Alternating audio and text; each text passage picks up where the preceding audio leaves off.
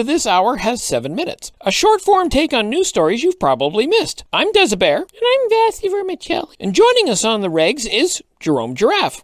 Hello.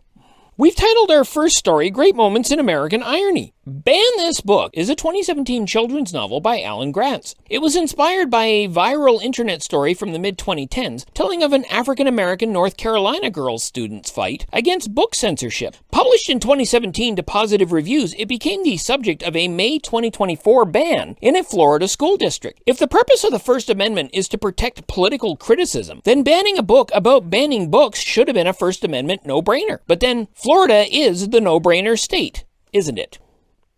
Gerome? News update, giving you the latest on yesterday's news. A downtown Starbucks was robbed at gunpoint last night. The culprits are still at Vente. Vassy? I heard it was grande theft. Nice. Canadian grocery retail giant Loblaws recently announced that they were launching a no-name retail chain that would primarily focus on selling the Loblaws house brands, No Name, and President's Choice. While we still can't figure out how anyone can trademark the name No Name, our first question on hearing the news Loblaws was creating a grocery chain primarily focused on selling their own house brands was, isn't that what they do anyway? I mean, try and buy a box of Kleenex tissues in a real Canadian superstore or a No Frills. Good luck with that. Loblaws shut that brand down in Canada years ago after squeezing Kleenex off the shelves with their own knockoff tissues. First by charging Kleenex a shelf slotting fee so that the brand was more expensive, then by lowering the cost of their cheaply made house brands until no one even looked at Kleenex anymore. That drop in sales gave Loblaws the excuse to cut the brand from their inventory, resulting in Kleenex leaving the Canadian market. The fact that the house brand tissues are now more expensive than Kleenex would be at an indexed annualized inflation rate is evidence that Loblaws has weaponized their house brands, and Canadians are losing both choice and the benefits of competition because of it. The real irony here is that Loblaws lobbyists work with both Pierre Poilievre's Conservative Party of Canada, where they even sit on the governing board, and the Ontario Progressive Conservative Party of Doug Ford, particularly since both are constantly accusing the Trudeau government of causing inflation instead of the price gouging and anti-competitive practices of national super grocery chains that made more than $1 billion in profit last year. Isn't the word for that hypocrites, Vassy? Uh-huh. News update, giving you the latest on yesterday's news. A gang of hoodlums managed to sneak into a local police dispatch and steal all the toilet seats from the stalls. The police still have nothing to go on. Woof. Odd noise for a rabbit. Ugh.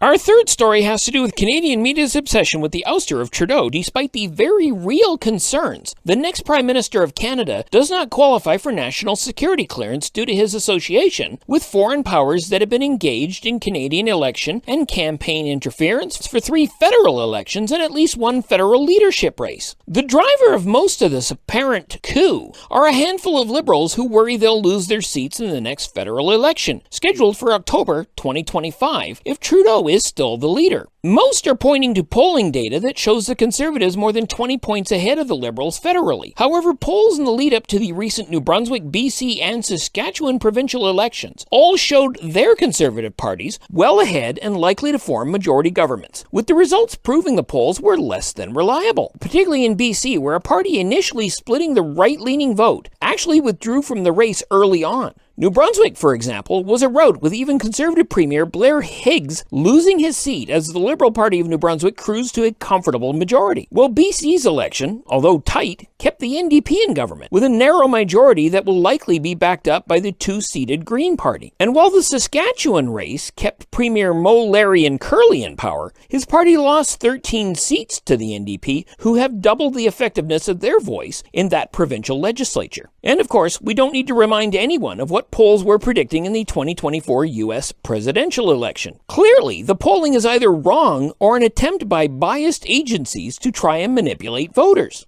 Which begs the question, are Canadians actually tired of Trudeau, or are we simply being repeatedly told that we're tired of Trudeau? Evidence increasingly points to the latter. Gerome? News update, giving you the latest on yesterday's news. Due to concerns about its safety, NASA returned the Boeing Starliner to Earth without astronauts Butch Wilmore and Sonny Williams aboard the spacecraft, leaving both in orbit until February on an impromptu extended mission. And since the International Space Station wasn't expecting or prepared for the lengthy stay of 2 additional astronauts, NASA was considering sending cleaning supplies up early next March. However, Butch found the wet wipes locker on board, and now they've scrubbed that mission. Oh my God. Excuse me, Gerome. I can't help but notice that your news updates aren't news so much as dad jokes. Dad jokes? Yeah, unoffensive puns and very predictable wordplay. Yeah, I find them very offensive. Oh, do you now? Yeah, but not for your usual reasons, Vassy. They're just bad jokes. Excuse me, my usual reasons? Then that begs the question, which bear is the most condescending? Do I get a vote on that? Easy, a panda. Does a bear not realize he just stole my punchline? Yeah, that's not funny. Neither is this bit. You know, Bear, I've been doing this a lot longer than most people realize. I don't remember you doing puns on the Friendly Giant. No, not the puns. I mean the news. Long before your little short attention span theater here, I was on a news team that did very in-depth reports on news stories that you might have missed. Short attention span theater? Our show was called This Hour Has 7 Hours. My team did rather extensive interviews and reports on a host of very important matters. Really? I didn't know that. Of course not. You're Gen X. Nothing before your birth even matters to you. Hey, that's not Gen X. That's millennials. I've got a clip. Wait, what? Roll it, Jimmy. Jimmy?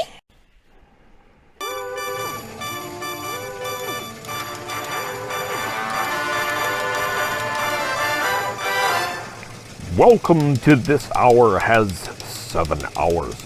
A long-form take on news stories you've probably missed. I'm Gerome Giraffe. Yeah, and I am Sir Winston Bulldog. We'll continue with the finest hour, that hour being number 6 in our hardline investigation of alleged foreign interference in Canada's electoral system. But first, today's headlines. If you please, Gerome. After a hard-fought campaign, the 31st Parliament has been decided, with the Conservatives forming only a minority government, gaining twice as many seats as the Trudeau Liberals lost, with the NDP managing only a pathetic 26 seats won. Having won 3 previous elections, the Trudeau Liberals now become the official opposition, while the Conservatives, under a leader with no actual executive experience and who has never held a real job before, will attempt to govern without a clear mandate on promises that will likely be unfulfillable, lacking the majority they so desperately craved and at one point were considered a shoo-in to obtain. Winston?